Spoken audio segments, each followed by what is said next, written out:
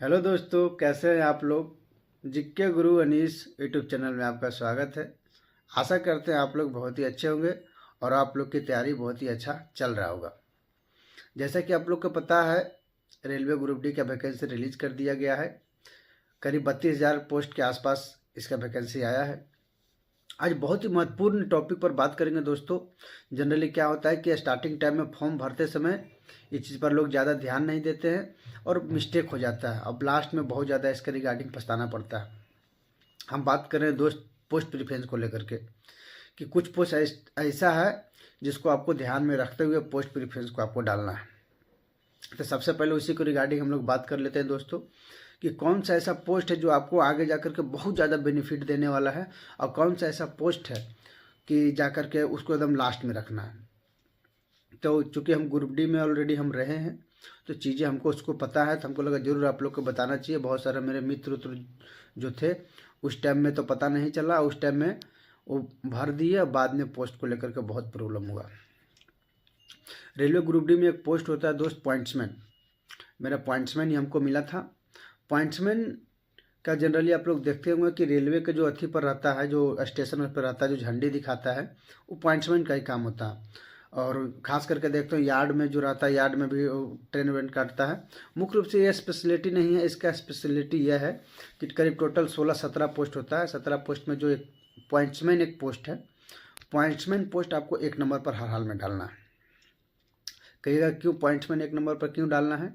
हम 2 ही पोस्ट के बारे में बात करेंगे, बाकी आपको जो डालना है वो आपको डाल सकते हैं। पहला एक पॉइंट्समैन पोस्ट है। पॉइंट्समैन आपको 1 नंबर पे आपको प्रेफरेंस में डालना है और सबसे लास्ट में आपको ट्रैकमैन डालना है। ट्रैक मेंटेनर जो होता है सबसे एकदम लास्ट में डालना है और सबसे 1 नंबर में पॉइंट्समैन डालना है। अब दोनों का बेनिफिट क्या है, ऐसा हम क्यों बोल रहे हैं? क्योंकि जनरली क्या होता है, सेवर कैफे में जब भरते हैं तो इससे हम ध्यान नहीं देते हैं, बस को बताते हैं कि इसका क्या अंतर है और क्या आपका बेनिफिट होने वाला है। पॉइंट्समैन भरने पर क्या होता है कि जनरली ट्रैफिक में ऑपरेटिंग में आता है। पॉइंट्समैन 17 पोस्ट में पॉइंट्समैन एक ऐसा पोस्ट है, अगर आपको यह पोस्ट मिलता है तो आपको 2 साल में, 2 साल के बाद TC/CC बनने के लिए एलिजिबल हो जाते हैं। एक एग्ज़ाम होता है LDC, अब एक एग्ज़ाम होता है GDCE करके। GDCE में 17 डिपार्टमेंट जो होता है, 17 का जो पोस्ट होता है, सभी लोग उसमें एग्ज़ाम देते हैं।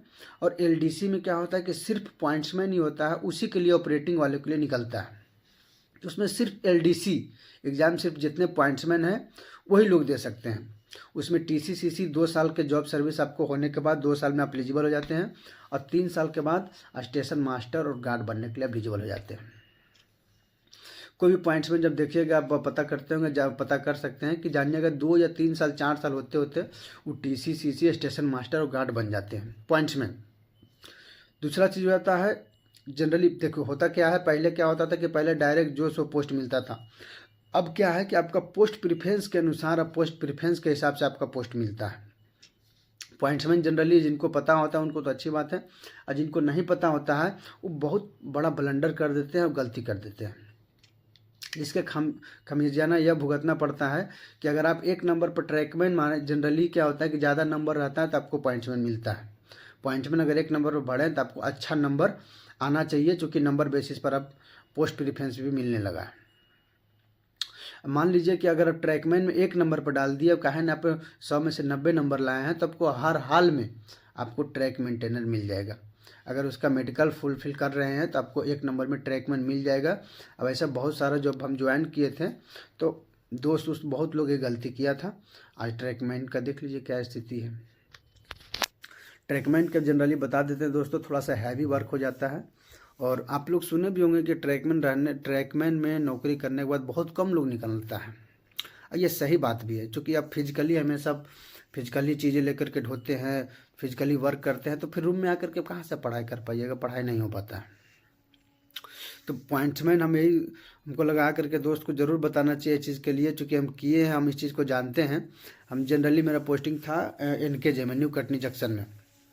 बहुत सारे दोस्त थे जो भी इससे पहले बैच वाला किए थे, करीब लोग का जो भी पॉइंट्समैन बने थे सब देखे TC/CC, कोई ट्रेन मैनेजर, कोई स्टेशन मास्टर, सभी लोग बन गए हैं। ये सिर्फ ज़्यादा कर करके पॉइंट्समैन का ही मिलता है।